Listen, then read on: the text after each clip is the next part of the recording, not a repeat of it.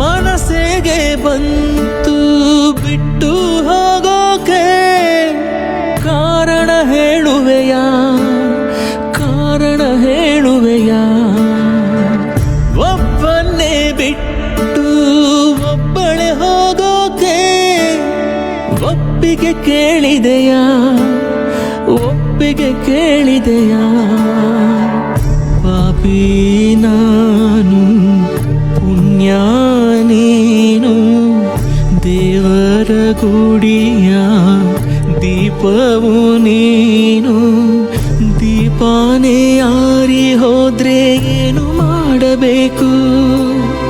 ಜೀವ ಕೇಳ್ತೈತೆ, ಜೊತೆ ಯಾರು ಅಂತೈತೆ. ಮುತ್ತೈದೆ ಹಣೆ ಮೇಲೆ ಜವರಾಯನ ಹೆಸರೈತೆ.